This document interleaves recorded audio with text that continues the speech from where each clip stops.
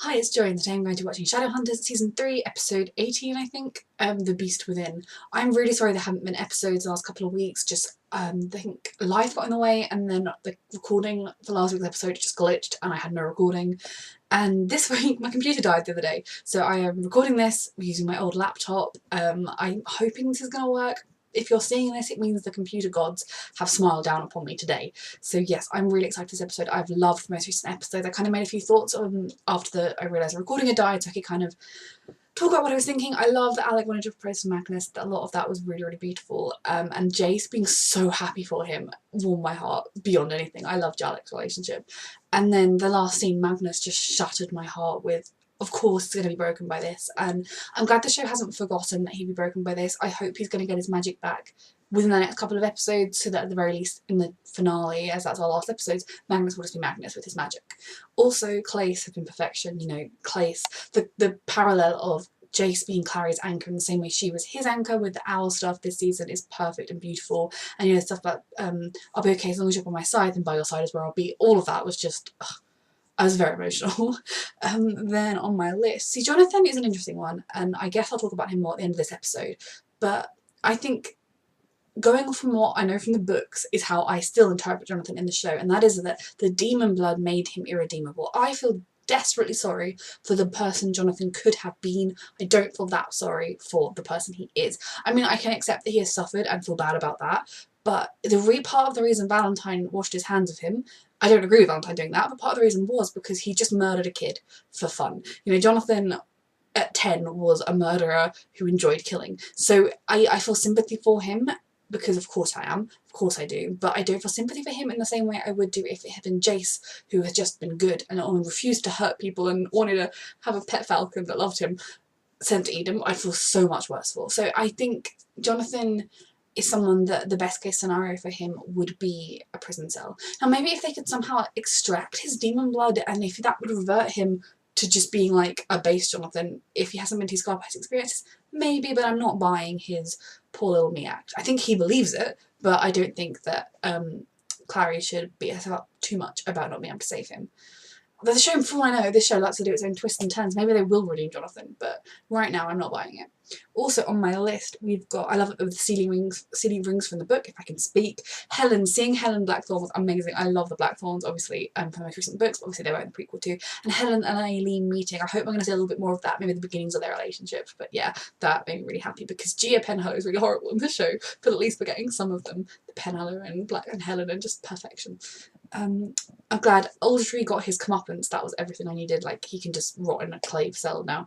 And Raphael being human is a huge, unexpected twist. I don't hate it. I think it's really interesting. I know obviously what happens to his character in the books. No spoilers about what it is. The whole way through the show, Raphael has been very different to the Raphael from the books. So I'm intrigued to see what's going to come of that. I did think it was unrealistic that he was able to beat multiple Shadowhunters in fights, because Shadowhunters have greater strength than mundanes. That is a thing.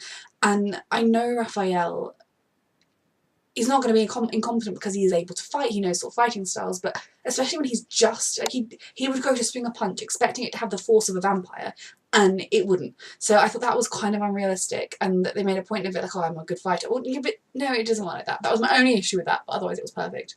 And I loved the moment when Jace patted Simon on the shoulder because he'd risked his life and he'd been brave and he'd done well, and then Simon was very much like, oh my god, Jace on my shoulder, well, we're friends now. I really enjoyed that moment. It was really like understated, they didn't make a big deal out of it, but I loved it because their friendship is something that I love, because it's one of those ones in the books and kind of in the show that it creeps up in both of them, takes them both by surprise, and neither of them ever fully admits it. And of course, Sizzy love each other. They are finding their way to each other, and I'm really enjoying that. I love them from the books. I can't wait to see how the dynamic continues. So now I'm mostly desperately excited to watch this episode. Sorry for that long ramble, because I haven't had an episode for a couple of weeks. I just wanted to kind of like touch base on my thoughts, and I love this show. I'm still in complete denial that we're running out of episodes, but yes, I can't wait for this one. Let's go. Hey, with the Shadow Slayers. Shadowhunters. Be shy. I'm so glad he has his sister. Oh god, it's the perfect night for demonic beings to skulk around in the open. Yeah.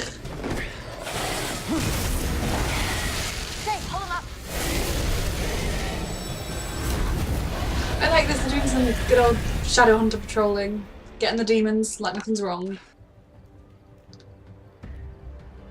I hate Halloween. After last night's little hiccup. It was more than a More than a little hiccup. The idiots in costumes. Hey, I used to be one of those idiots. Shocker. I love Halloween. So do I. Every year, I will use my magic to decorate an entire city block in Brooklyn. Magnus. You've got so many people that care about the you. demon. It was for the best. He's not with the Praetor Praetor's anymore. mission is to help download. Relative, a fallen friend, or... Asmodeus, Prince of Edom. I'm sorry. Alec, I hope you've told someone you're going to do this. Pathetic. It's not pathetic. It was a selfless act. End your relationship. Ugh. He'll never reach his full potential. Magnus is literally immortal and has had lots of boyfriends. I know Alec is like a particularly strong love, but I wouldn't just abandon him. even if he did break up with him in 100 years, Magnus would find someone else. Because he's immortal.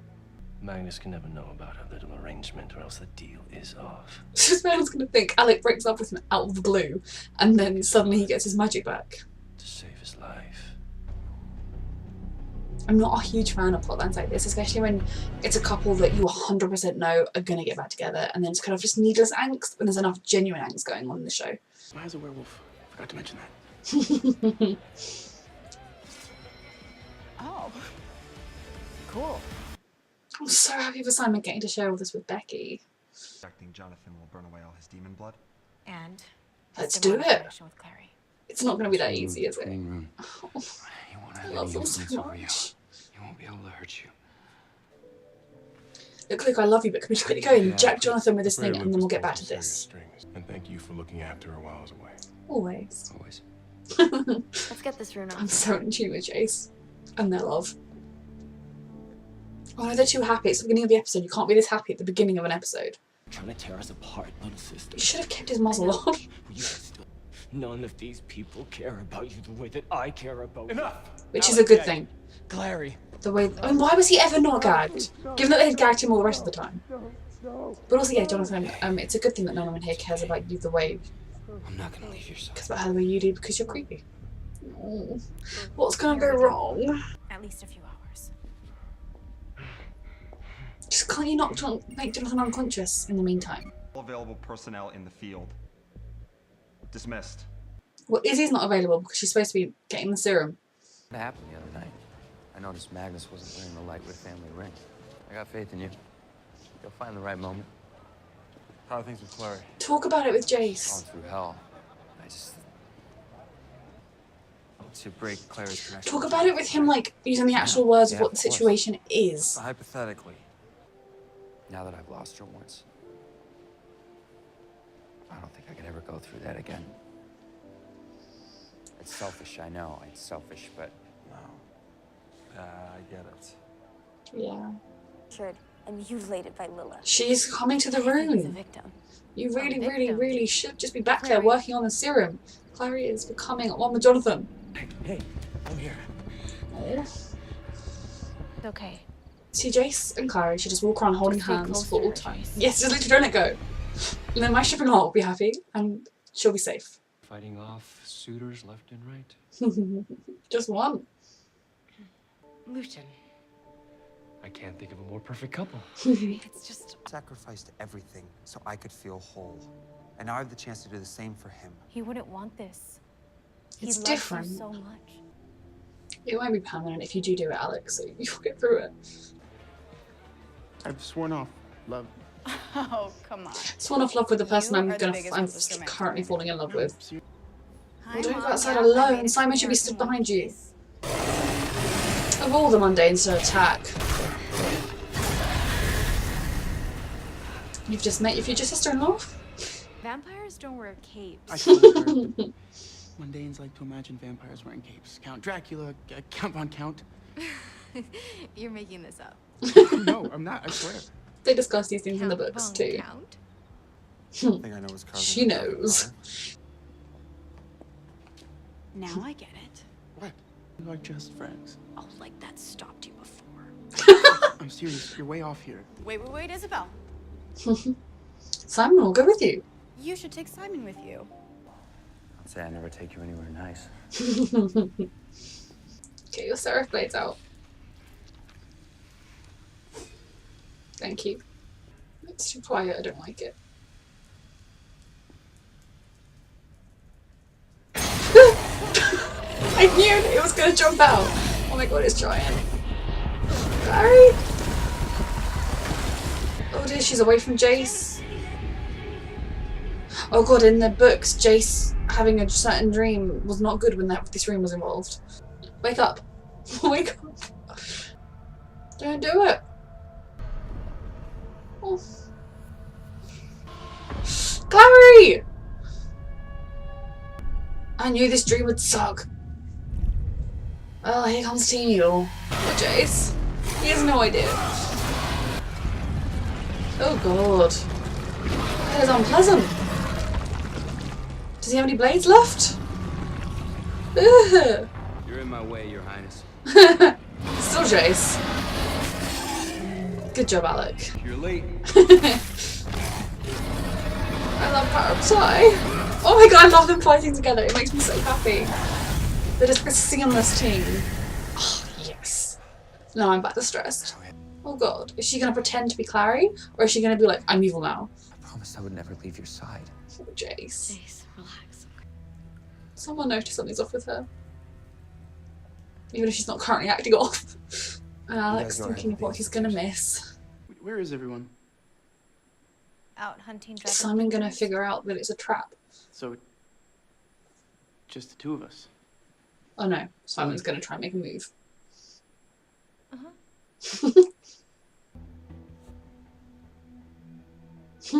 Simon! Maybe she was right. Right about what? Is it going to happen or are they going to get interrupted? Interrupted. What's happening? They should have at least had people guarding Jonathan. They bought the bloody apartment. That wall. Nothing but darkness. Literally nothing but Lizzie, darkness. what's up? We're coming. Oh my god. Oh god. I love you, Jace. But I won't let you stop me. Oh god. Oh Jace. Oh, he's gonna suffer so much. My priorities are definitely set. Well, at least Clary's gonna live because she'll stop this nymph from killing Jonathan. But see, I know Jonathan's dumb. You came for me. But like, this obviously isn't Clary or Clary's choice. You okay? Alec, don't do it. Magnus, I know you're feeling vulnerable right now, but see through this. But your solution to break up, how is that going to fix anything? Your magic will magically come back soon. Tell me that you couldn't bear to lose me. Exactly, Magnus. Years ago, I didn't know the spark inside of you, the one I fell in love with. Alec is good at this. Crushing the love of his wife's soul. See through it, Magnus. I've lost everything. I'm not a fan of this kind of plotline. I lost my home, my job, my powers. I can't lose you too. Magnus. Okay. Poof! His magic comes back and he doesn't suspect a thing. This is why you don't go summon chatting to greater demons, Alec. He's really friendly. I'm sure he'll give a lovely toast at the wedding. Well, that was a very dramatic episode. I'm going to start with Clace because they have my whole soul. The fact that their love, being as strong as it is, has been such a key theme throughout this series makes me really happy. And you know, even now when Clary is under the spell of the rune, under Jonathan's control, in the same sort of way Jace was in the books, she still loves him in the same way that Jace still loved her. Though obviously, you know, I think in the books, Jace didn't ever hurt Clary particularly. If Jonathan told him to, he would have done, but yeah.